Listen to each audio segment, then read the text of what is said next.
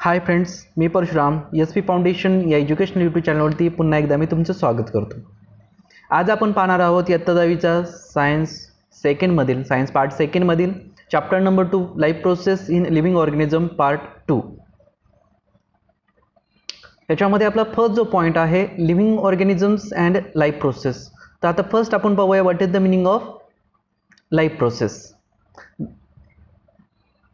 Life process are the series of action such as, आता ह्याच्यामध्ये life process काय दिलं आहे, series of actions असतील such as कोणकोणते ॲक्शन्स असतील, मुवमेंट असेल, रेस्पिरेशन असेल, सेन्सिटिव्हिटी असेल, ग्रोथ असेल, रेस्पिरेशन असेल, एक्सक्रीशन असेल, न्यूट्रिशन असेल. That's are the essential for the living beings for sustain. म्हणजे लाईफ प्रोसेस ही अशी प्रोसेस आहे की त्याच्यामध्ये सेरीज ऑफ ॲक्शन असते. लाईफ प्रोसेस म्हणजेच काय, सेरीज ऑफ ॲक्शन. आता हे ॲक्शन कोणकोणत्या आहेत त्या तुम्हाला सांगितलेत. Movement, respiration, sensitivity, growth, reproductions, excretion आणि न्यूट्रिशन. याच्यामध्ये बरेचशा आपण प्रोसेस पाहिलेले आहेत 8th स्टँडर्ड आणि 9th स्टँडर्डमध्ये. या सगळे इसेन्शियल आहेत. कशासाठी इसेन्शियल आहेत, फॉर द सस्टेन. म्हणजे आपल्याला लाईफ जीवन जगण्यासाठी ह्या सर्व गोष्टी आपल्याला आवश्यक आहेत. आता लाईफ प्रोसेस ही डायग्रॅमॅटिकल दाखवली आहे. पहा इथं डायग्रॅममध्ये दिलेला आहे. लाईफ प्रोसेस कोणकोणती आहे, मेटाबॉलिझम असेल, प्रोडक्शन असेल, रेग्युलेशन्स असेल, एक्सक्रीशन असेल, growth, synthesis, respiration, transportation, nutrition. ह्या सगळ्या ज्या प्रोसेस आहेत त्या कशाच्या अंडर येतात, एक तर लाईफ प्रोसेस आहे आणि त्या सगळ्यांसाठी कशासाठी इसेन्शियल असतात, for the living organism for sustain. आता living organisms and energy production, या सर्व जे क्रिया घडायच्या असतील त्यासाठी आपल्याला काय लागतं, एनर्जी तर लागते ना. मग आता एनर्जी कशा प्रकारे आपल्याला प्रोड्यूस होते, आता ही डायग्राम दिलेली आहे तुमच्या पुस्तकामध्ये. आपण त्याच्यामध्ये फिल करूया. हे जर तुम्हाला ॲक्टिव्हिटी म्हणून आलं तर तुम्ही हे फिल करू शकता. आता फर्स्ट जे ब्रॅकेट आहे, फर्स्ट ब्रॅकेटमध्ये काय आहे, हे जी काय डायरेक्ट डायग्राम दाखवली जाते, इंडिकेट केले नोज. सेकंड नंबर असेल, हे जे इंडिकेट करतायत ते माउथ. थर्ड नंबर पहा, हे जे आहे याला म्हणतात लॅरिंग्स. फोर्थ नंबर ब्रॉन्की, हे जे असेल त्याला ब्रॉन्की म्हणतात. थर्ड नंबर आहे डायफ्रॅगम, हे जे आहे पार्ट खालचा तो याला म्हणतात डायफ्रॅगम. ऑलिओलिज, हे कशामध्ये असतं, हार्टमध्ये असतात. सेकंड नंबर आहे, हे आहे लंग्स, हे दिसतंय ते लंग्स. आणि हे असतं ट्रॅकिया. ट्रॅकिया म्हणजे लॅरिंगच्या खाली असतो ट्रॅकिया. ही जी डायग्राम आहे, हे जर तुम्हाला विचारलं तर ॲक्टिव्हिटीमध्ये तुम्ही हा पार्ट करू शकता आणि थोडं सोपं आहे, हे झालेलं आहे तुमचं. आता एनर्जी कशा प्रकारे क्रिएट होते आपण ते पाहूया. Carbohydrates of the food that's we consume every day. Carbohydrates जे असतात ते आपण प्रत्येक दिवशी कंझ्युम करतो. Are mainly utilized for productions of energy required for daily needs. म्हणजे आपल्याला सगळी जी एनर्जी मिळते ती कशापासून बऱ्यापैकी मिळते, कार्बोहायड्रेटपासून मिळते. This energy is obtained in the form of ATP. ती फॉर्म कशामध्ये केली जाते, ATP मीन्स ॲडेनोसिन ट्रायफॉस्फेट, ह्याच्या फॉर्ममध्ये असते.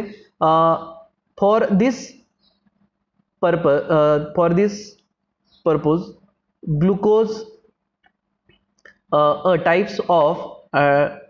Type of carbohydrates is oxidised step by steps in the cell. म्हणजे ह्याच्यामध्ये काय केलं जातं, कार्बोहायड्रेट जे आहे ते कार्बोहायड्रेट्स काय करतं, सेलमध्ये स्टेप बाय स्टेप काय केलं जातं, ऑक्सिडाइज केलं जातं. This is called as a cellular respiration. Cellular रेस्पिरेशनमध्ये काय होतं, जे कार्बोहायड्रेट्स असेल, आपण जे इंटेक केलेलं कार्बोहायड्रेट्स आहे ते काय केलं जातं, ऑक्सिडाइज केलं जातं इन द सेलमध्ये स्टेप बाय स्टेपमध्ये. त्याला म्हणतात cellular respiration. Cellular respiration occurs among living organisms by 2 methods. Cellular respiration हे लिव्हिंग ऑर्गॅनिझममध्ये घडतं. कोणत्या मेथड, 2 मेथडनुसार. त्या 2 मेथड्स कोणत्या आहेत, those methods are aerobic respiration. Aerobic respiration म्हणजे काय असते, ऑक्सिजन इज इन्व्हॉल्ड, ह्याच्यामध्ये ऑक्सिजन इन्व्हॉल्व असतो. And anaerobic respiration oxygen is not involved. ह्याच्यामध्ये 2 असतील सेल्युलर रेस्पिरेशनचे 2 टाइप्स असतील. The number 1 is aerobic respiration, the oxygen is involved. And number 2 is anaerobic respiration, oxygen is not involved. First आपण पाहूया. In anaerobic respiration glucose is oxidised into 3 step. Anaerobic respiration आहे first type. त्याच्यामध्ये काय केलं जातं, glucose हे oxidise केलं जातं 3 स्टेपमध्ये. ती फर्स्ट स्टेप कोणती आहे, ग्लायकोलिसिस. सेकंड वन आहे tricarboxylic acid cycle. And last one is electron transfer chain reaction. आता आपण स्टेप बाय स्टेप पाहूया कोणत्या स्टेप आहेत त्या. पहिले फर्स्ट आपण पाहूया ग्लायकोलिसिस. आता व्हॉट इज द ग्लायकोलिसिस, त्याची डिटेल इन्फॉर्मेशन पहा. Process of glycolysis occurs in cytoplasm. Glycolysis he process कुठे होते? In the cytoplasm. Molecules of glucose is oxidised step by step in this process. ह्याच्यामध्ये काय केलं जातं? ग्लुकोजचं स्टेप बाय स्टेप ऑक्सिडायझेशन केलं जातं in this process. And the two molecules of each, आणि काय क्रिएट होतं? To molecules of each, that is pyruvic acid, ATP, NADH2 and waters are form. प्रत्येकाचे किती मॉलिक्युल्स तयार होतात? Two molecules of each. म्हणजे ज्यावेळेस ग्लायकोलिसिस होतं, ग्लायकोलिसिस हे सायटोप्लाझम मध्ये होतं आणि त्याच्यामध्ये ग्लुकोजचं ऑक्सिडेशन स्टेप बाय स्टेप मध्ये केलं जातं आणि स्टेप बाय स्टेप मध्ये करून प्रत्येकाचे हे जे दिले पायरुविक ऍसिड असेल, ATP असेल, NADH2 असेल आणि वॉटर असेल, याचे प्रत्येकाचे दोन दोन मॉलिक्युल्स ह्याच्यामध्ये क्रिएट होतात. हे लक्षात ठेवा कोणत्या प्रोसेसमध्ये किंवा कोणत्या स्टेपला काय तयार होतंय ते. Clear? Second number, molecules of pyruvic acids are form in this process are converted into molecules of. म्हणजे जो पायरुविक ऍसिड हा मॉलिक्युल्स तयार होणार आहे तो पायरुविक मॉलिक्युल्स कशामध्ये कन्वर्ट केला जातो? ऍसिटिल कोएन्झाइम ए मध्ये. कशामध्ये कन्वर्ट होतो? ऍसिटिल कोएन्झाइम ए मध्ये. लक्षात ठेवा, हे नोट डाऊन पण करू शकता तुम्ही. Two molecules of NADH2 and two molecules of the carbon dioxides are release during this process. आणि ह्या प्रोसेसमध्ये काय केलं जातं? कोणत्या प्रोसेसमध्ये? पायरुविक ऍसिडचं ऍसिटिल कोएन्झाइम्स याच्यामध्ये कन्वर्जन करताना to molecules of NADH2 and two molecules of carbon dioxide release केला जातो ड्युरिंग दिस प्रोसेस. हे नोट डाऊन करत चला म्हणजे तुम्हाला हे समजेल कोणत्या प्रोसेसमध्ये काय घडते ते. सेकंड जे आहे ट्राय कार्बोक्सिलिक ऍसिड सायकल. आता ही ट्राय कार्बोक्सिलिक ऍसिड सायकलमध्ये काय होतंय ते पहा. आता पहिल्या प्रोसेसमध्ये आपला बाय प्रोडक्ट कोणतं झालंय? ऍसिटिल कोएन्झाइम ए, बरोबर. आता याच्यामध्ये काय होते पहा. Both molecules of acetyl coenzyme A enter in mitochondria. पहिला तो कुठे सगळी प्रोसेस होती? सायटोप्लाझम मध्ये प्रोसेस होत होती. सायटोप्लाझम मध्ये ग्लुकोजचं कन्व्हर्जन झालं, बरोबर. ग्लुकोजचं कन्व्हर्जन होऊन कशामध्ये झालं? ते ऍसिटिल कोएन्झाइम ए मध्ये. आता सेकंड जी स्टेप होणार आहे ट्राय कार्बोक्सिलिक ऍसिड सायकल, कशामध्ये होणार आहे? ते ऍसिटिल कोएन्झाइम ए पहिल्यांदा फर्स्ट एंटर कशामध्ये करेल? माइटोकॉन्ड्रिया. आणि mitochondria is the power house of the cell. आपण हे पाहिलेलं आहे किंवा आपण पाठीमागच्या येतेमध्ये आपण हे पाहिलेलंच आहे. Cyclic chain of reactions called tricarboxylic acid cycles is operated on it in the mitochondria. ही जी प्रोसेस आहे बोथ मॉलिक्युल्स कोएन्झाइम ए चे एंटर करतात माइटोकॉन्ड्रियामध्ये आणि सायक्लिक प्रोसेस होते. ती सायक्लिक प्रोसेस आहे ती कुठं आपली डन होणार आहे? माइटोकॉन्ड्रियामध्ये. तर पहा ह्याच्यानंतर acetyl part of acetyl coenzyme A is completely oxidized. याच्यामध्ये हा जो पार्ट आहे तो काय होतो? ऍसिटिल हा पार्ट आहे ऍसिटिल कोएन्झाइमचा, तो काय होतो? कम्प्लिटली ऑक्सिडाइज होतो, बरोबर. Through this cyclical process of molecules carbon dioxide, waters, NADH2, FADH2 are derived. आणि त्याच्यामध्ये कोणता डिराइव्ह होणार आहेत? पुन्हा हे सगळे कार्बन डायऑक्साइड असेल, वॉटर असेल, NADH2 असेल, FADH2 असेल, आर डिराइव्ड. म्हणजे पहिल्या ग्लुकोज पासून ऍसिटिल कोएन्झाइम तयार झालं, ऍसिटिल कोएन्झाइम पासून ट्राय कार्बोक्सिलिक ऍसिड सायकलमध्ये हे बाय प्रॉडक्ट्स तयार झालेले आहेत. ओके, ही जी प्रोसेस आहे पहा माइटोकॉन्ड्रिया डायग्राम आहे, त्या माइटोकॉन्ड्रियामध्ये ही सायक्लिक प्रोसेस घडत आहे. तर पायरुविक ऍसिड दिले, पायरुविक ऍसिड नंतर ऍसिटिल कोएन्झाइम आहे, फॅटी ऍसिड आहे, फॅटी ऍसिड इथं आहे, परत इथं NADH2 वॉटर हे क्रिएट होत आहेत, FADH2. हे असे सायक्लिक प्रोसेसनुसार हे फॉर्म होत आहेत. हे मॅट्रिक्स आहे, आउटर मेम्ब्रेन्स आहे, इनर मेम्ब्रेन्स आहे. माइटोकॉन्ड्रियाची तुम्हाला डायग्राम माहीत आहे. अशी डायग्राम तुम्हाला विचारलं जाते, त्याला जर विचारलं डायग्राम आणि एक्सप्लेन करा म्हणलं तर तुम्हाला हे एक्सप्लेन करता आलं पाहिजे. थर्ड, आता second step last third one, electron transfer chain reaction. आता इलेक्ट्रॉन ट्रान्सफर चेन रिएक्शन काय आहे पहा. Molecules of NADH2. आता तुम्ही बऱ्याच वेळा विचारत असता NAD, what is the meaning of NADH2? NADचा फुल फॉर्म दिलाय काय आहे? Nicotine amide adenine dinucleotides. Nicotine amide adenine dinucleotides हे NADH2 चा फुल फॉर्म आहे. अँड FADH2 काय फुल फॉर्म आहे? Flavin adenine dinucleotides. Flavin adenine dinucleotides हे पण तुम्ही नोट डाऊन करून घ्या. Formed during all the process participate in the electron transfer reaction. Electron transfer रिएक्शनमध्ये हे दोन मॉलिक्युल्स पार्टिसिपेट करणार, NADH2 आणि FADH2. Clear? Due to this 3 molecules of ATP are obtained from each of NADH2. NADH2 पासून काय तयार होणार 3 molecules of ATP, adenine triphosphate, and 2 molecules of ATP each of FADH2. FADH2 पासून 2 molecules आणि NADH2 पासून 3 molecules ATP चे form होणार ते इलेक्ट्रॉन ट्रान्सफर चेन रिएक्शन मध्ये. क्लियर. कोणत्या प्रोसेसला कोणता बाय प्रोडक्ट आहे तो तुम्ही लक्षात ठेवला की प्रोसेस तुम्हाला सिंपली लिहिता येईल. Okay. Besides ATP water molecules, ATPच्या व्यतिरिक्त कोणते मॉलिक्युल्स तयार होत आहेत? Besides molecules water molecules are also formed in these reactions. Electron transfer chain reactions is operated in mitochondria only. ही फक्त mitochondria मध्येच रिएक्शन होते. This is the molecules of glucose is completely oxidized in anaerobic respiration, and molecules of carbon dioxide and waters are produced along with energy. म्हणजे आता ही जी process आहे, आपण ज्यावेळेस carbohydrates intake करतो, कार्बोहायड्रेट्स केल्यानंतर फर्स्ट जी प्रोसेस आहे ग्लायकोलिसिस होणार. ग्लायकोलिसिस नंतर कोणती प्रोसेस आपण पाहिली? ग्लायकोलिसिस नंतर आपण सेकंड स्टेप पाहिली होती, नंतर थर्ड स्टेप पाहिली इलेक्ट्रॉन ट्रान्सफर चेन रिएक्शन. ह्याच्या सगळ्या स्टेप बाय स्टेप आहेत.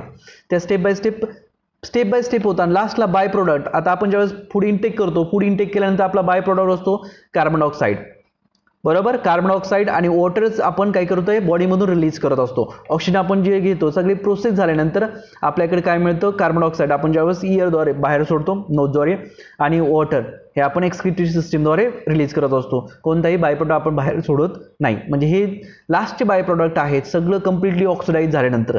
आणि ही जी प्रोसेस आहे ही कशी हे एरोबिक प्रोसेस आहे. त्याच्यावर एरोबिक प्रोसेस काय? एरोबिक प्रोसेसमध्ये ऑक्सिजन इनटेक होतो, त्याच्यामुळे याला म्हणतात एरोबिक प्रोसेस. हे लक्षात ठेवा. आता ATP एनर्जी जी करन्सी आहे, आता ATP एनर्जीचे ATP विषयी थोडीशी इन्फॉर्मेशन पाहू. If the insufficient amount of carbohydrates in the body due to exceptional conditional, म्हणजे आपल्या बॉडीमध्ये इनसफिशियंट अमाऊंट ऑफ कार्बोहायड्रेट्स जर एक्सेप्शन झालंच, लाईक फास्टिंग किंवा हंगर. आपल्या ज्यावेळेस फास्टिंग आपण उपवास असतो किंवा भूक लागते त्यावेळेस आपल्यामध्ये बॉडीमध्ये काय होतं? कार्बोहायड्रेट्सचं कमतरता भासते. त्याच्यामुळे काय होतं?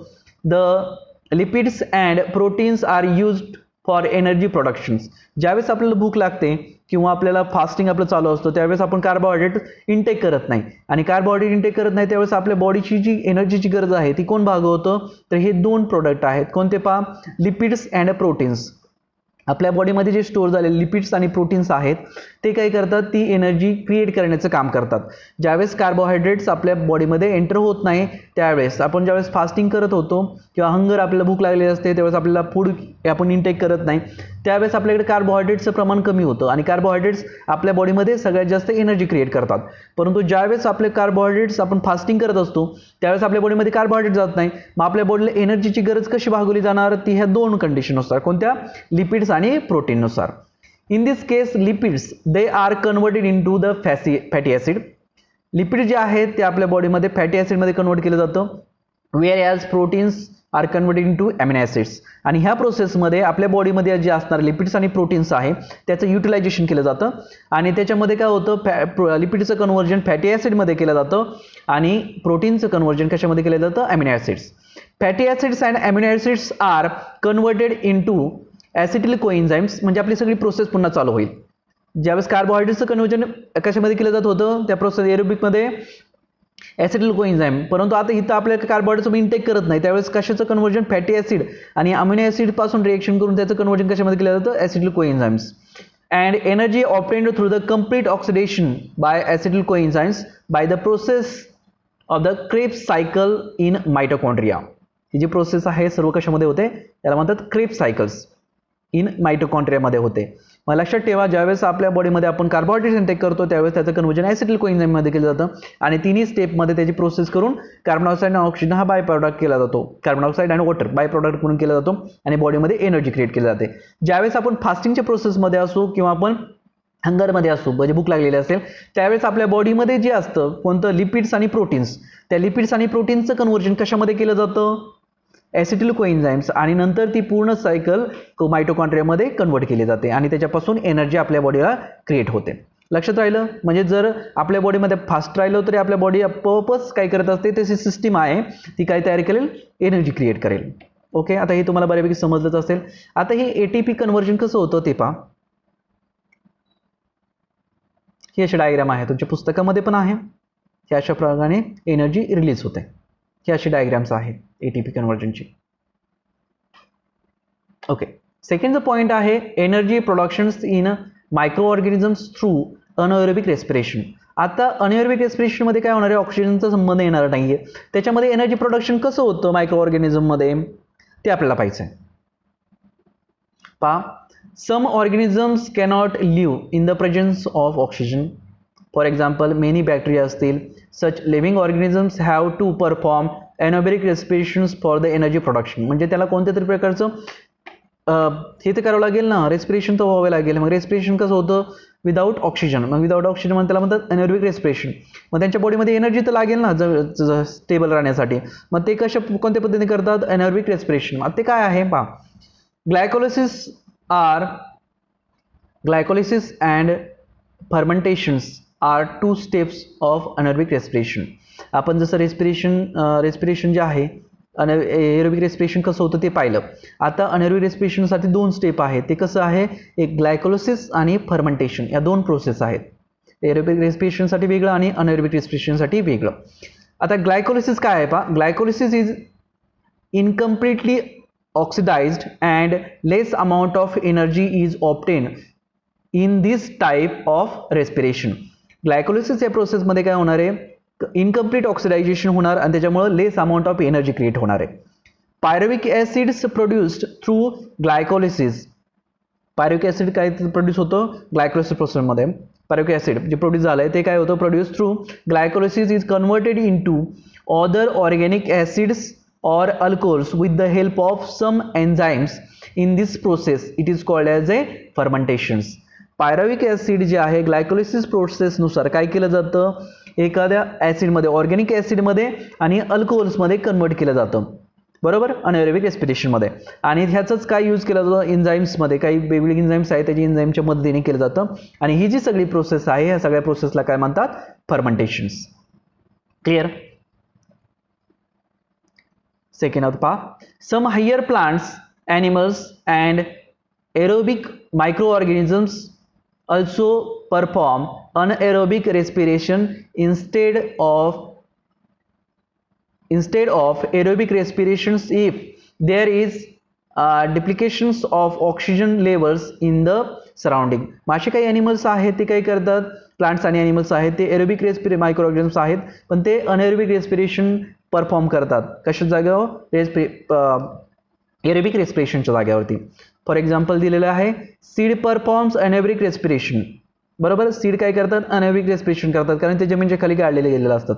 In the soils is submerge under the waters through germination. बरोबर, ते अंडर द सॉइलच्या आणि अंडर द वॉटर असतात त्याच्यामध्ये रेस्पिरेशन होत नाही. ते कशामध्ये करतात, मग अनएरोबिक रेस्पिरेशन करतात. Similarly our muscles are perform anaerobic respirations while performing exercise.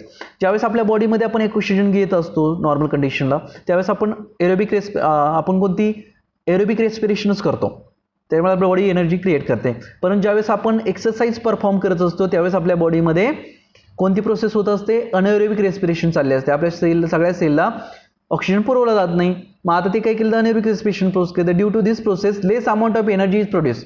आपल्या बॉडीमध्ये less amount of energy produce केली जाते. And lactic acids accumulate due to which the feel is tired. मग ज्यावेळेस आपण एक्सरसाइज परफॉर्म करतो, एक्सरसाइज परफॉर्म केल्यानंतर आपल्या बॉडीमध्ये अनएरोबिक रेस्पिरेशन चालू होतं आणि चालू झाल्यामुळे आपल्याकडे एनर्जी प्रोडक्शन कमी होतं आणि एनर्जी प्रोडक्शन कमी झाल्यामुळे आपल्या बॉडीमध्ये काय होतं, लॅक्टिक ॲसिड तयार होतात. आणि लॅक्टिक ॲसिड केल्यामुळे आपले जी बॉडी आहे पेन करते. एक्सरसाइज केल्यानंतर पेन होतं ना आपल्या बॉडीला, पेन होतं किंवा टायर्ड फील होतं. मग ही कशामुळे फील होतं, ही बाय द अनएरोबिक रेस्पिरेशन. आणि अनएरोबिक रेस्पिरेशन कशा क्रिएट झाल्यानंतर काय होतं, आपल्या बॉडीमध्ये लॅक्टिक ॲसिड तयार होतं. आणि लॅक्टिक ॲसिड हे त्याला रिस्पॉन्सिबल आहे आपल्याला टायर वाटणं किंवा सॉर होणं. म्हणजे आपल्या ज्यावेळेस पेन होतं ना आपल्या बॉडीमध्ये, ज्यावेळेस आपण एखाद्या वेळेस जिम जॉईन करतो किंवा जिममध्ये सेकंड डेला आपल्या ज्यावेळेस सगळीकडे पेन, बॉडीमध्ये सगळीकडे पेन होते, त्याचं कारण काय आहे, lactic acid. The next one is energy from different food components. Energy कोणकोणत्या डिफरंट कंपोनंट पासून मिळते ते आपण पाहूया. इथं बोन्स आहे, ब्लडमध्ये असलेले हिमोग्लोबिन, अँटीबॉडीज असतात, मसल्स अँटीसिन्स अँड मायोसिन्स, फ्लेक्झिबल प्रोडक्ट्स असतील, पिट्युटरी ग्लँड जे असते, पिट्युटरी ग्लँडमध्ये व्हेरियस हार्मोन्स असतात, पँक्रियास हे इन्सुलिन आणि ट्रायपिन्स एक असेल, सेलमध्ये काय various proteins of the cell membranes, various enzymes असतील, ॲमिनो ॲसिड्स असतील, किंवा स्किनमध्ये मेलॅनिन आणि कॅरेटिन हे 2 घटक असतात. काय energy form different food components के जे असतील आपल्या प्रत्येक बॉडी पार्टमध्ये अशा पद्धतीने सगळे बॉडी पार्ट दिलेले आहेत, त्याची आपल्याला गरज असते ते. आता सेल डिव्हिजन जे आहे, सेल डिव्हिजन ही सगळ्यात इसेन्शियल प्रोसेस आहे. Cell division is an essential process. आता आपण सेल डिव्हिजन विषयी पाहूया. Cell division is one of the very important properties of cell and living organisms. Due to this property only a new organisms is formed for existing one, and multicellular organisms grow up and emaciated body can be restored. म्हणजे sale division जे आहे, sale डिव्हिजनमुळे काय होतं, जे unicellular organism असेल त्याच्यापासून multicellular organism create होण्यासाठी आपल्याला मदत होते, आणि ती काय करतात ऑर्गॅनिझम्स जे एक्झिस्टिंग वन आहे त्याची आपल्या स्टेबल करण्यासाठी किंवा सेल डिव्हिजननुसार आपण काय करू शकतो, नवीन ऑर्गॅनिझम हे क्रिएट होतो. आता तो कसा होतो त्या प्रोसेस आपल्याला पाहायचं आहे. There are 2 types of cell division. याच्यामध्ये 2 टाईप्सचं सेल डिव्हिजन असेल, एक मायटोसिस आणि मिओसिस. आता आपण स्टेप बाय स्टेप पाहू, what is the mitosis and what is the meiosis. Mitosis occurs in somatic cell and stem cell of the body, whereas mitosis occurs in germ cell. आता mitosis हे कुठं occurs होतं किंवा कुठे process होते ही पहा. Mitosis कुठं होतं, सोमॅटिक सेलमध्ये आणि स्टीम सेलमध्ये, बरोबर, सोमॅटिक सेल आणि स्टीम सेलमध्ये of the body, whereas meiosis कुठं होतं आहे, मायटोसिस कुठं होणार आहे, सोमॅटिक सेल आणि स्टीम सेलमध्ये, आणि मिओसिस कुठं होतं, जर्म सेलमध्ये. हे लक्षात ठेवा. Mitosis process mitosis occurs in cell division कुठं होणार, ते सोमॅटिक सेल आणि स्टीम सेलमध्ये, आणि मिओसिस कुठं होणार, इन जर्म सेलमध्ये. Okay. Before any types of cell division, cells are doubles up its chromosomes number present in the nucleus. That is if chromosomes numbers is 2n, it is a double of 2 4n. म्हणजे ज्यावेळेस आपण cell division होण्याच्या पूर्वी, before sale डिव्हिजनच्या पूर्वी, mitosis meiosis होण्याच्या पूर्वी, sale जे आहे, सेलमध्ये इट्स न्यूक्लियस, त्याच्यामध्ये क्रोमोझोम्स असतात. क्रोमोझोमचा जो नंबर असेल तो असतो 2n, आणि त्याच्यानंतर ते डबल होतात. म्हणजे ज्यावेळेस सेल डिव्हिजन होतं त्यावेळेस त्याचा नंबर किती होतो, 4n होतो, म्हणजे त्याचे डबल होते. आता ही क्रोमोझोमची डायग्राम आहे. अशी तुम्हाला डायग्राम विचारलं जात नाही, ह्याच्यामध्ये हे फिल इन ब्लँक्स ॲक्टिव्हिटी म्हणून विचारलं जातं. मागच्या 2 वर्षापूर्वी हा क्वेश्चन्स होता. याला हे काय म्हणतात, पहिला जो आर्म आहे त्याला म्हणतात पी आर्म म्हणतात. याला म्हणतात सेंट्रॉइड, याला मधला पार्ट आहे त्याला सेंट्रोमर्स म्हणतात. त्यानंतर क्यू आर्म हे जे आहे ते क्यू आर्म, आणि ही जो आहे तो हा जो पार्ट आहे त्याला म्हणतात D A. He diagram simple होती, त्याला 4 लिहायचे, त्याला 2 मार्क्स असतात. ह्याच्यावरती तुम्ही फोकस करा आणि हे तुम्ही नोट डाऊन करून घ्या, हे परीक्षेला येऊ शकते. आता आपण फर्स्ट प्रोसेस पाहूया सेल डिव्हिजनमधली, मायटोसिस. मायटोसिसमध्ये पाहणार सोमॅटिक सेल. मायटोसिस कुठं होणार आहे, somatic cell and stem cells divide into mitosis. Mitosis completed through in the 2 main step. मायटोसिसमध्ये 2 मेन स्टेप होतील. These 2 steps are karyokinesis. Karyokinesis याचा अर्थ काय होतो, न्यूक्लिअर डिव्हिजन. कॅरिओकायनेसिस म्हणजे न्यूक्लिअर डिव्हिजन होणार, आणि सायटोकायनेसिस म्हणजे सायटोप्लाझ्मिक डिव्हिजन. म्हणजे मायटोसिस ज्यावेळेस होतो त्यावेळेस न्यूक्लियसचं डिव्हिजन होणार आणि सायटोप्लाझमचं डिव्हिजन होणार आहे, ते लक्षात ठेवा. ते मी तुम्हाला डायग्रामॅटिक दाखवलंच. आता पुढचा पॉईंट पाहूया. Mitosis is essential for growth of body. Besides, it is necessary for the restorations of emaciated body, wounded healings formed for the blood cell, etc. Okay, आता ते पाहूया काय आहे ते. आता कॅरिओकायनेसिस is completely through the 4 step. आता कॅरिओकायनेसिस आपण पाहूया. मायटोसिस हे 2 टाईप्समध्ये होतं, सेल डिव्हिजन्स म्हणजे न्यूक्लियस डिव्हिजन होणार आणि सायटोप्लाझम डिव्हिजन. कॅरिओकायनेसिस म्हणजे आपल्याला काय होणार आहे ते न्यूक्लियस डिव्हिजन्स. ओके, त्याच्यामध्ये प्रोफेज फेज असलेले 4 स्टेप असतील. प्रोफेज, मेटाफेज, एनाफेज आणि टिलोफेज. ह्या 4 स्टेजमध्ये कशाचं डिव्हिजन होणार आहे, त्याने न्यूक्लियसचं डिव्हिजन होणार आहे. आता ते आपण पाहूया. हे पहा, इथं दाखवलेलं आहे. हे स्टेजेस दिलेले आहेत, तुम्हाला दिसतं इथं. प्रोफेज आहे, मेटाफेज आहे, एनाफेज आहे आणि टिलोफेज आहे. तशाप्रमाणे ह्याचं सायटोप्लाझम जे असतील किंवा न्यूक्लियसचं कसं होत आहे, डिव्हिजन होत आहे. क्लिअर. मग आता हे आपल्याला स्टेप बाय स्टेप पाहायचं. आपण पहिलं पाहूया आता प्रोफेज. आता प्रोफेज काय प्रोसेस आहे ते पाहू. त्याची डायग्राम आपल्याला मिळेल पाहायला. इन प्रोफेज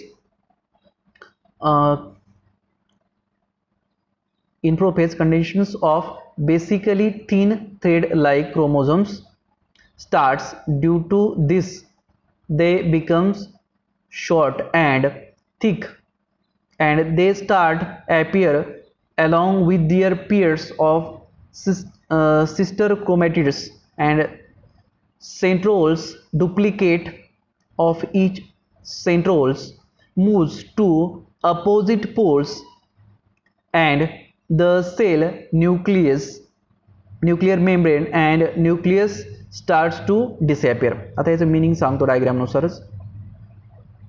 ह्याच्यामध्ये काय होणार आहे, हे जे आहे न्यूक्लियसमध्ये काय होणार, ह्याच्यासारखंच काय होणार, डुप्लिकेट ह्याच्यापासून फॉर्म केले जातात आणि डुप्लिकेट्स फॉर्म तयार करून काय केलं जातात, इथं पहा, इथं सेंट्रोमर्स आणि क्रोमॅटिड्स आणि सेंट्रोमर्स दिले. क्रोमॅटिड्स दिसतंय तुम्हाला, हे क्रोमॅटिड्स 2 असतील आणि सेंट्रोमर्स हे सेंटरला असेल. म्हणजे याच्यावर डुप्लिकेशन तयार केलं जातं. डुप्लिकेशन तयार करून कशावर तयार केलं जातं, डुप्लिकेशन का तयार केलं जातं, कारण ह्याला आपल्याला सेपरेट करायचं असतं. त्यासाठी याचं डुप्लिकेशन होतं आणि 2 जे सेंटर असतील ॲज अ थ्रेड लाईक असेल आणि त्या 2 सेंटरला ते काय केलं जातं, सेपरेट केलं जातं. मग त्याच्यामुळे काय होईल, सेपरेट केलं तर आपल्याला थोडंसं सोपं जाईल कशामध्ये, त्यांचं डिव्हिजन करण्यासाठी या प्रोसेसमध्ये. आता मेटाफेजमध्ये काय होणार, त्याचं ते सेपरेशन डुप्लिकेशन चालू आहे कशामध्ये, पहिल्या प्रोफेजमध्ये. आता मेटाफेजमध्ये काय होतं पहा, nuclear membrane are completely disappear. Nuclear membrane जे आहे ते कम्प्लिटली डिसअपियर होतं इन द मेटाफेजमध्ये. मेटाफेजमध्ये न्यूक्लिअर मेम्ब्रेन जे असेल ते कम्प्लीट डिसअपियर होणार आहे. Chromosomes complete their condensations and becomes clearly visible along with their sister chromatids. आणि ह्या प्रोसेसमध्ये काय होणार, पहिल्या प्रोसेसमध्ये प्रोफेजमध्ये काय होत होतं, त्याच्यावर डुप्लिकेशन चाललं होतं आणि त्याच्यासारखेच आपले क्रोमोझोम्स तयार करत होते. आता ह्या प्रोसेसमध्ये काय होणार, पहिल्यांदा न्यूक्लिअर मेम्ब्रेन होतं ते डिसअपियर होणार आणि क्रोमोझोम्स जे आहेत ते काय करणार, आपल्यासारखेच डुप्लिकेट जे सिस्टर क्रोमॅटिड्स आहेत ते तयार करतात. ही प्रोसेस इथे कंप्लीट होते. All the chromosomes are arranged parallel. सगळे क्रोमोझोम्स इथं काय केले जातात, पॅरलल अरेंज केले जातात. फॉर द इक्विटोरियल प्लेन म्हणजे सेंट्रल प्लेनला ऑफ द सेल, सगळे सेंटरला केले जातात. Specially types of flexible proteins fibre, spindle fibre म्हणतात त्याला, are formed between centromeres of each chromosomes and both the chromosomes and centrioles. आता इथं डायग्राम दाखवलेले हे अशा पद्धतीने होतं. हे सेंट्रोमर्स असेल, हे काय आहे मेटाफेज प्लांट आहेत आणि हे मायक्रोट्युब्युल्स आहेत. हे अशा पद्धतीने सगळे कुठे गेले जातात, सेंटरला. हे ओल्ड वन आपल्याला असेल न्यू वन, ते ब्लू दिसते त्यामधून ओल्ड वन धरूया, हे रेड दिसते ते न्यू वन तयार झालेले आहेत आणि अशा पद्धतीने ती प्रोसेस होते. अशा पद्धतीने ते काय केलं जातं, सेंटरला पॅरललमध्ये काय केलं जातात, अशा पद्धतीने अरेंज केले जातात. कोणत्या फेजमध्ये, मेटाफेजमध्ये. तुम्हाला डायग्रॅमॅटिकमध्ये लगेच समजू शकते ते वाचलेलं काय आहे ते. आता एनाफेजमध्ये काय होतं ते पाहूया. In anaphase centromeres split. Centromeres काय होणार, तो स्प्लिट होणार and thereby sister chromatids of each chromosome separated. आणि सिस्टर क्रोमॅटिड काय होणार, एकमेकांपासून सेपरेट होणार and they pull upward to the opposite directions with the help of spindle fibre. आणि स्पिंडल फायबरला जे जोडले होते त्याच्यानुसार ते अपोजिट डायरेक्शनला पुल होणार आहेत. And opposite directions separated chromatids are called as a daughter chromosomes. आणि जे सेपरेट झालेले त्याला म्हणतात daughter chromosomes. Chromosomes being pulled appears like bunch of bananas सारखे दिसतात ते. In this way each set of chromosomes are to opposite poles of the cell, आणि ते कशा तयार होणार, to opposite poles of the सेलला तयार होणार ते, हे अशा पद्धतीने पहा.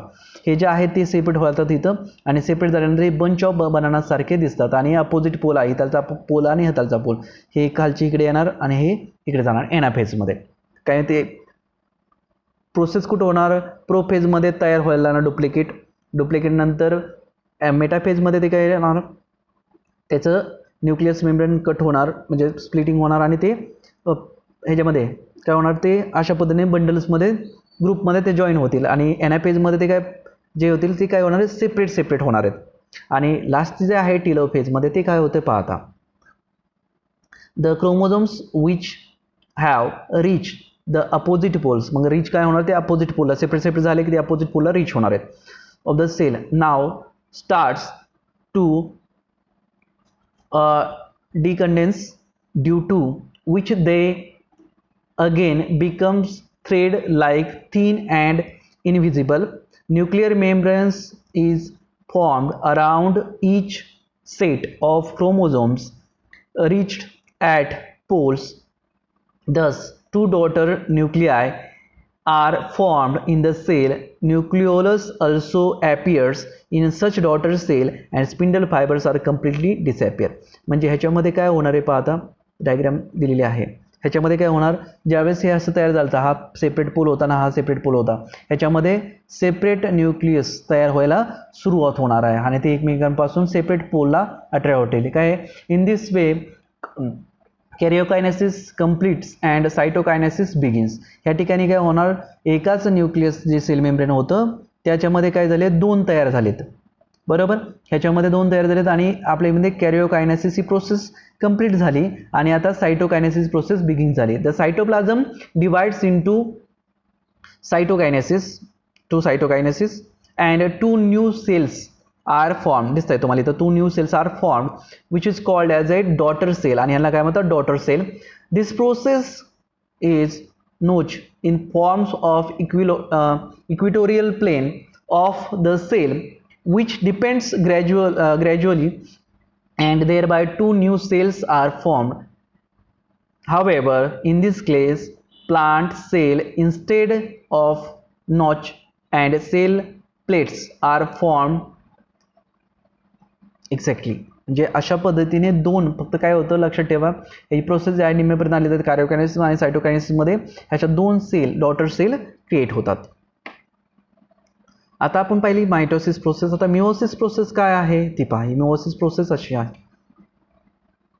त्याच्यामध्ये prophase first, metaphase first, anaphase first आणि टेलोफेज फर्स्ट हे फेज आहेत, आणि ह्या डायग्रामनुसार तुम्हाला त्याचं डिस्क्रिप्शन करायचं असतं. अशाच पद्धतीने पहा, हे प्रोफेजमध्ये ही प्रोफेज जी आहे अशा पद्धतीने तयार होईल. मेटाफेजमध्ये काय होईल, हे सेपरेट सेपरेट डुप्लिकेशन चालू आहे, डुप्लिकेशननुसार हे सेपरेट सेपरेट होणार, दिसतंय हे तुम्हाला. आणि एनाफेजमध्ये काय होणार आहे, हे सगळं कुठं जाणार, ते स्पिंडल फायबरनुसार ते जॉईन केले, सेपरेट सेपरेट आहेत, परंतु हे सेंटरकडे प्रत्येक पोलकडे, हा साऊथ पोल असो किंवा नॉर्थ पोल असो, कोणता काही पोल आपण धरूया, ती पोलकडे काय केलं जातं, अट्रॅक्ट केलं जातात, आणि नंतर काय केलं जातं, ह्याचं सेपरेशन केलं जातं, आणि दोन न्यू डॉटर सेल अशा पद्धतीने तयार होतात. ह्या पद्धतीने तुम्ही डायग्राम जर आली तर तुमच्या पद्धतीने तुम्ही ते डिस्क्रिप्शन लिहू शकता. Meiosis is completed through the two stages. आता टू स्टेजेसमध्ये होईल ती पाहता. Meiosis is completed through two stages. The two stages are meiosis first and meiosis second. In the meiosis first, recombinations and crossing over occurs between homologous chromosomes, and thereafter these homologous chromosomes, not sister chromatids, are divided into two groups, and thus the two haploid cells are formed. ह्याच्यामध्ये first पेजमध्ये काय केलं, recombination केलं जातं sister क्रोमॅटिड्सचं, आणि ते divide केल्यामध्ये to ग्रुप्समध्ये ते divide केलं जातं, त्यालाच काय म्हणतात, टू हॅप्लॉइड सेल्स. ओके. आता पार्ट सेकंडमध्ये काय केलं जातं, मिओसिस सेकंडमध्ये, in the just like a mitosis, ही मायटोसिस सारखीच प्रोसेस असेल. In this stage the two haploid daughter cells are formed, ते तयार होतात. In the meiosis first under divisions by separations of recombination sister chromatids and 4 haploid daughter cells are form आणि इथे काय तयार होतात 4 हॅप्लॉइड सेल तयार होतात. The process of gametes productions and spore formations occurs by meiosis. मग ह्याच्यामध्ये spore formation तयार होतं.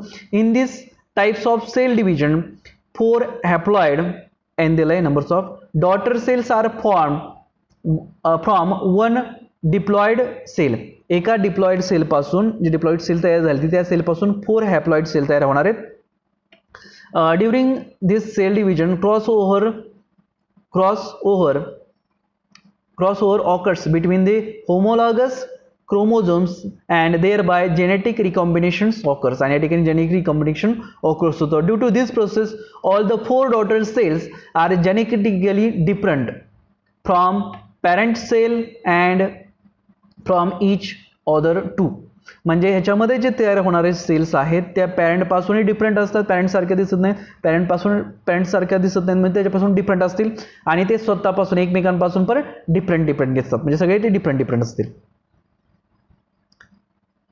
आता हे अशा पद्धतीने दिलं आहे, दाखवलंय कशी प्रोसेस आहे पार्टची. हे prophase first, metaphase prophase second, metaphase second, anaphase second आणि टेलोफेज सेकंड. तुम्ही ह्याचा स्टडी करा. ओके, अशा पद्धतीने हा आपला चॅप्टर होता. आपण चॅप्टरमध्ये जे जे पाहिलं त्याचं थोडं व्यवस्थित स्टडी करा. जर तुम्हाला व्हिडिओ आवडला असेल तर लाईक करा, शेअर करा आणि सबस्क्राईब करायला विसरू नका. काही जर अडचण आली तर तुम्ही कॉमेंट करायलाही विसरू नका. ओके, चला भेटूया पुढच्या चॅप्टरमध्ये. तोपर्यंत बाय.